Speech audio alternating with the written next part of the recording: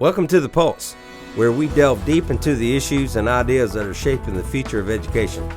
I'm your host, Rick Cernsey, Superintendent of the Putnam County School District, and each week we'll be talking to teachers, administrators, and other experts in the field about the latest trends, best practices, and most pressing concerns in education. Whether you're a teacher, a parent, or just someone who cares about education, this podcast is for you. So sit back, relax, and let's dive into the pulse.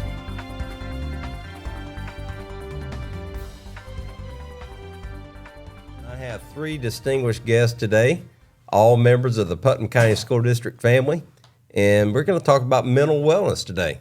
And I think that's something that has really been very important here in the last couple of years, and I know we'll hear a lot more about it, but I'm going to ask my panelists just to introduce themselves and maybe just give a little background about, about mental wellness or about what you do, and then we can really open up the conversation about what the Putnam County School District does to address mental wellness for not only our students, but also our adults. So we'll start. Kristen Carroll, talk to us about your background and just introduce yourself, if you would. So Kristen Carroll, this is my 28th year with the Putnam County School District. Started as a teacher years ago.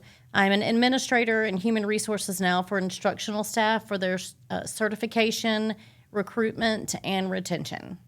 Good to have you, Kristen. Thank you. And Kristen's going to give us a little personal input about mental wellness, so we'll have her share that in just a minute. Kim?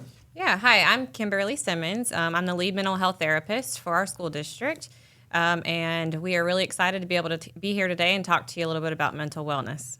And what's been your path, Kim? What did you do before you were in this position? Sure. So I actually graduated from Interlochen High School. Shout out to the Rams. And so after graduating high school, I moved down to South Florida, and I got my master's at Palm Beach Atlantic University and became a therapist. And then I decided to move back to my hometown and give back. I love it here, and I really have a passion and a heart for our community and our students here. And so our goal, I think, really as a department is to increase mental health awareness, but also, just be here for our students. Good to have you, Kim. Yeah. Kim? Hi, my name is Nikkis Washington, and I am a school counselor with the district in our mental wellness department. And I started here in Putnam County. I've been here only 9 years, so a newbie compared. But I started at Mosley Elementary being a behavior specialist.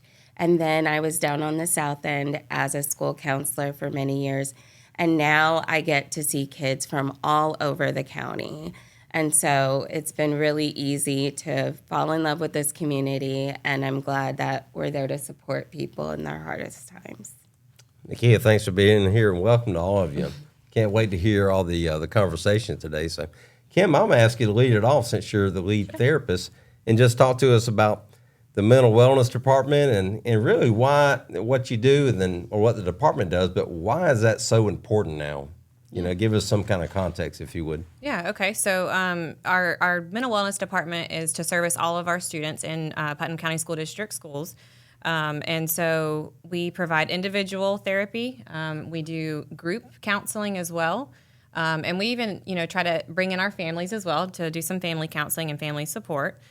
So we're able to provide all of those services. And then we also outsource to outside providers as well. So we work with Brave through UF Health. We partner with them pretty closely, which is nice, right? Because we have a lot of students and we get a lot of referrals in, and we want to be able to service everybody. And so that kind of helps break down some of those barriers that we might see. And so that's kind of what our department has as far as resources. And then, of course, we also partner outside with other different places as well in our community. One that's been really helpful most recently, they developed the Community Wellness Center. It's actually in Palatka, and they have given us a lot of different resources for our students and for our families. Mm-hmm. So that's a newer one. And then as far as a department as a whole, some of the things that we do for our groups, just so you know, for our students, we have anger management groups, and we do what's called Hope Squad. Mm-hmm. And so Hope Squad is a way for us to get students together who have had mental health challenges, who've had family systems challenges, and it brings them together in order to feel, supportive of one another. Kim, tell us about the department itself. I mean, some of your staff, and what are some of the duties that they perform? Okay, so we have four school district counselors on staff, and so they go out and service all of our students. And so they offer school counseling, so that's focused on more of like the tier 1, tier 2 things, that they may need coping skills, they may need some social skills, and, really trying to be more preventative in some of the mental health issues. And when you say tier 1, we're really talking about all the students. Yes, all and students. When you get into addressing specific needs or cases, that's where you drill down to like tier 2, tier 3 kind of things. Yes, exactly. And so then for our tier 2, tier 3, so as things progress a little bit, we do have, I'm the licensed therapist on staff, and then we also have our outsourced therapist as well. And then our case manager. So our case manager, she goes out and once again, she does the groups, and then she also connects us with some of those outside resources for our students. So Nikkis, your role, and you're school-based, right? Yes. So tell us a little bit about your role and what would be maybe a typical day for you. Okay. Well, actually, I don't know if we'd say school-based, but I go into the different schools. Right. So our home base is together, which number one is really good because we have somebody, being a counselor or a therapist can be kind of a lonely job because we keep things confidential. So great for the kids, but it can be kind of lonely. So with our department, we have people that we can work together, we can work things out, we can find out the best thing that's suited for that specific child. So a lot of what I personally work more with the younger kids. I have a couple older kids. I enjoy older kids. But with younger kids, I'm trained in play therapy. So we bring our things and we go and we do a full counseling session with them. Mm-hmm. And so that's where we can focus specifically on your anxiety or your grief or things like that. So we have a treatment plan. We go in there, we meet with the kid in school. Just please, everyone send your kids to school. That's our biggest barrier. Good plug. Yes. Attendance is our biggest barrier, but as long as they're there, we have people that can really help them. And so that's how my day looks. It's get all of your things together, have a plan for each student, and then travel to their specific schools and meet with them. Thank you, Nikki. And one thing that you touched on, and you're talking about students, but we also have adults who have needs. And, we're all human beings. We go through different trials in life.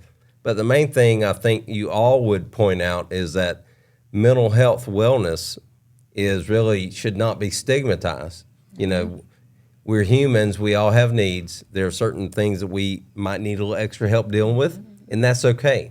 It's okay not to be okay, right? Yes. So just an example, and again, I'm talking to our employees and adults right now, but Kristen Carroll is here, and we've asked her to be here just because she has a personal testimony and really some things she's doing now in the area of mental wellness that really comes to a part of her life where she really needed that extra help. So, Kristen, welcome, and Thank you. Talk to us about some of your personal aspects that you've experienced. Well, the first I would just like to say it makes my heart very happy and proud to be PCSD that we have all of this in place. Like it from working here, but to hear it all put together, it's wonderful because it's extremely needed. I'm glad we have those services and that we branch out what we do because I have done some work with Brave as well, and they are wonderful and great, and I'm so glad that we have them here in our school district. So personally, what happened was in 2018, September of 2018, my stepson took his life. And then in December, his father, my husband, in 2018, almost 3 months to the day, did the same thing and took his life. So I've always been very transparent about it. Transparent because if you aren't, you can't change the culture. And you can't get rid of, let's change the stigma. So in the work that we've done, in the conversations that I've had, I try to stress the things that we learned, and by we, I say myself and my family, through a very, very traumatic time was one of the things. Again, be transparent. The signs are not always there. Happy people pretend to be happy sometimes.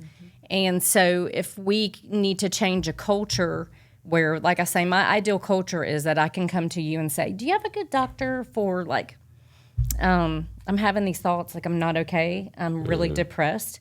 In the same way that I could come to you and say, do you know a good doctor for my knee hurts really, really bad. And your reaction, because people being very transparent and open about it is one thing, and feeling that they can do that, but in a world where the people's reaction is very important, a world where the people would say, yes, I have a great doctor, I'll help you out with, this depression that you have going on. And the same, they would be like, yes, I have a wonderful knee doctor, or anything like that. Just to make sure that, like, we can be transparent, change that culture, we can talk about it. Like you said, it's okay. I know everyone says this, not to be okay. Another thing that we learned is you do not take your mental health for granted. It is like any other body part, and some things can happen to it. And I share this story too. Neither one of my people ever thought that this is how that their lives would end by doing it themselves. It's not, most people probably don't think that's how their life will end, doing it themselves. So you've got to just pay attention and don't take it for granted. And as soon as you start feeling a certain way, like, go and speak to someone, ask for help. That is the biggest thing. And I will say that is the biggest thing that did not happen in my experience, because 2 tough guys, one was a detective for the sheriff's office in St. Johns County, and you're not supposed to talk about that stuff. You're a tough guy. You're supposed to keep it in and just handle it and see if you can get through it, but that doesn't work. So just summarizing, take care of your mental health. Don't take it for granted. Reach out, and let's have a culture where we can all be there for each other. That's the things that we've learned. I've heard those same things, and I appreciate you sharing that. I think in all of our peers that we work with, I mean, like, I meet with other superintendents a lot, and that's the thing they talk about the most is, it's kind of a lonely job, can be, and we really need to take care of ourselves and get away from it and do whatever you got to do. But again, that applies to everybody. And no matter what your position is, Right. you got to be able to have some perspective on that. So what are some of the things that maybe some of the goals or activities, and I'm talking to both of you, that your department is doing? I mean, if people see you in school or if they come visit you, what are some things they might experience? Yeah. So one of the things that we're trying to do is really increasing that resiliency factor, So not only reducing stigma, but increasing resiliency in the sense that we want everybody to know what they have as personal strengths, So yes, they may have some struggles and some things that they're dealing with, but we want to be very person-centered, and really tap into those things. And also put the message really of hope out there, that mental health is just like our physical health. And so if we're not nurturing it and cultivating kindness to ourselves and to the people around us, or even reaching out for help, then we're not really doing our mental health any good service. And so we really want to promote resiliency in that way. But we also, for mental health awareness, that aspect, we really want our students to not only know the warning signs, but also be that connecting factor to the resource. I think we talked about this a little bit before, but a lot of our students they're smart, right? They know what some of those warning signs are, and sometimes they're not always present, like what you're saying, or very noticeable, but we want them to also know what to do after. If I have this thought, or if I have this feeling, or my friend has this thought or feeling, what do I do with that, and how do I get that help? Kim, one thing, and excuse me 1 minute, I'm just going to add on. You and I joined together for the student advisory superintendent student advisory committee that we had, made up of high school students, and they really talked about forming clubs. Yes. Can you just touch on that before we rotate to Nikia? Yeah, sure.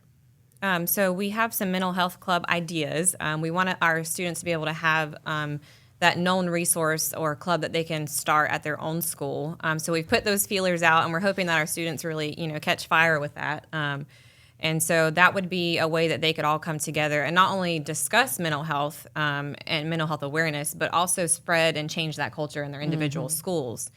Because like what you're saying, Kristen, if you can change the culture, then we have a higher percentage of people who will reach out for help, and our students especially. Very good. The kid? So I was just going to mention that part of that awareness will be what we're going to do during Mental Health Awareness Month this year. And we're having a poster competition. And one thing that I know last year, James A. Long, they did it through one of their specials. And so you walk through the halls, and there were all posters that children had made about taking care of themselves and taking care of their mental health. It was really beautiful. They also wrote messages on the sidewalks. And so that's going to be a way for our students to express themselves and encourage each other. And so that will be really good. We've also done some assemblies in elementary schools where we teach them basic things like breathing, like visualizing to kind of bring yourself down. Sometimes we tie it to testing season, what you can do to just help with test anxiety, right? Because those kids may never make it to us. They may never be noticed. A lot of times it's our top performing students that struggle with things like that. And so we have tried to go out and do, some proactive things, being at parent nights and things like that. And if you see us in your school, even as staff, even families, we can at least point you in the right direction. So, Well, again, I'm actually looking at a list of strategies that people can use, like you were just describing, and especially as testing season coming up. That's great that you mentioned that. But can you point out one thing that people could do? I mean, I'm looking at one thing, for example, splashing water on your hands and face as one thing. Is there one favorite thing that you would suggest to kids maybe to release some of that stress and anxiety? well, this was recently, we recently learned about this, I think, at the mental health convention. We go to trainings and things like that, so thanks. And one of the new things I don't think any of us had heard of was the sour candy. And so when a kid is having a lot of anxiety, of course, conventional wisdom, people who can accept mental health will be like, oh, go get them some meds or something like that.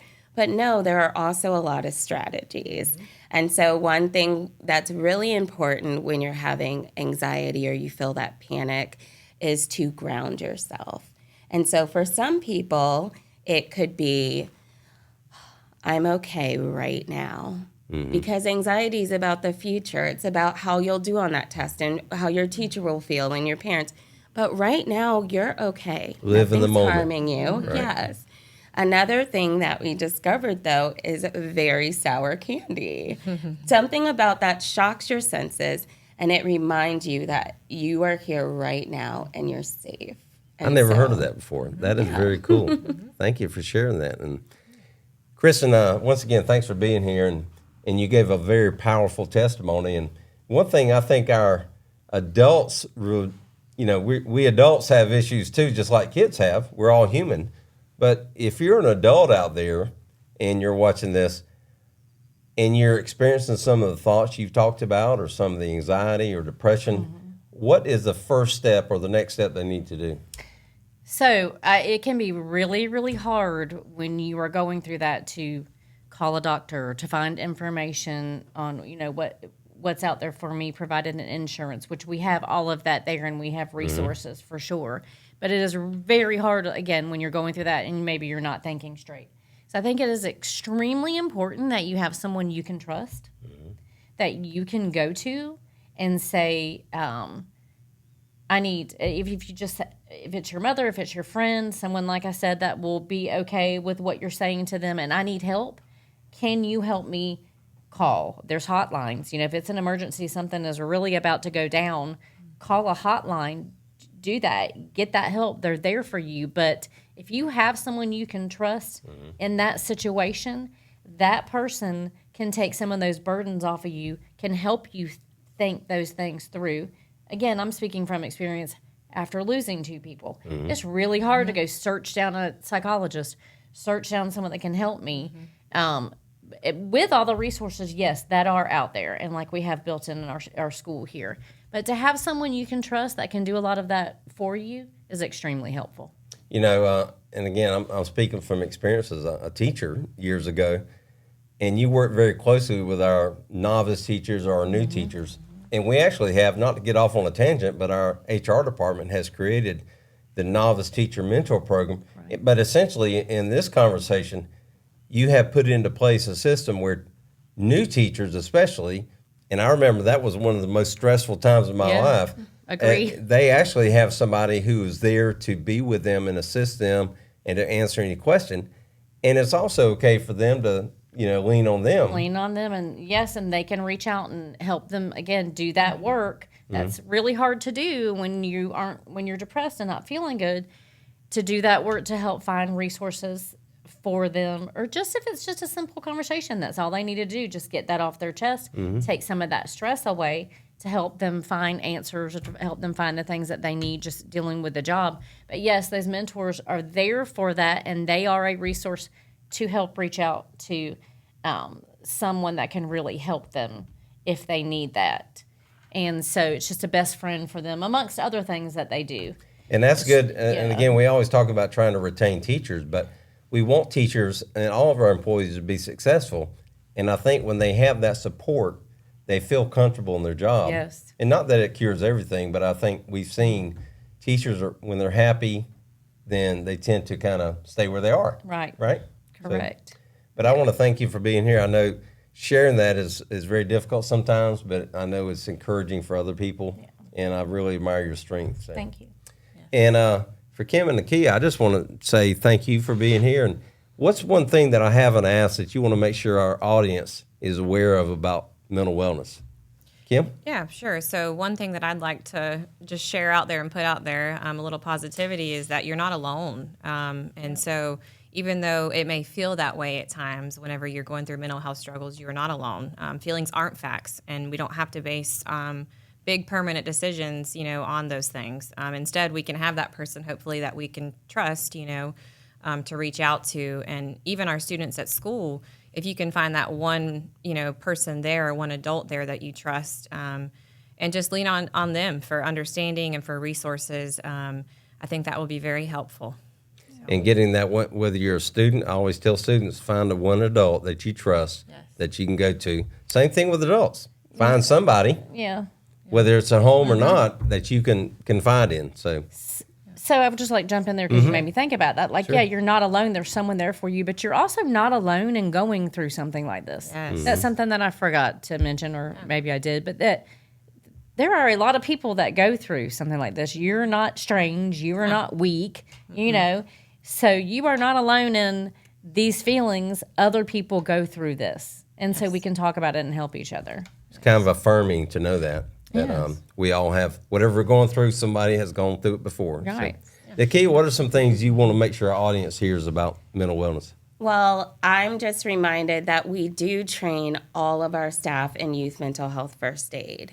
And one of the things that we remind them, and that I want everyone to remind themselves, is that you can be that one person. A lot of times we talk about all of the risk factors our kids have here in Putnam County, and this is risky and they go through this. But the biggest factor in resiliency is having one adult that you can trust.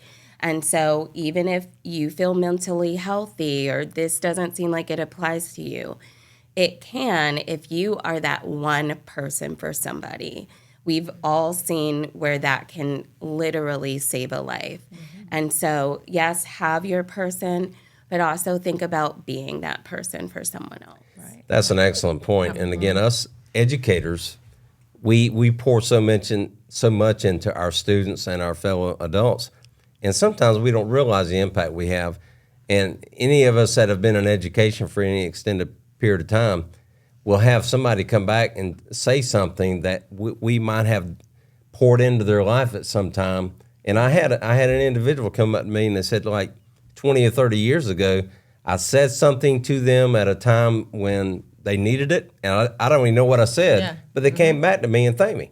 So I think we just need to realize we are making an impact in people's lives, and we may not even know it.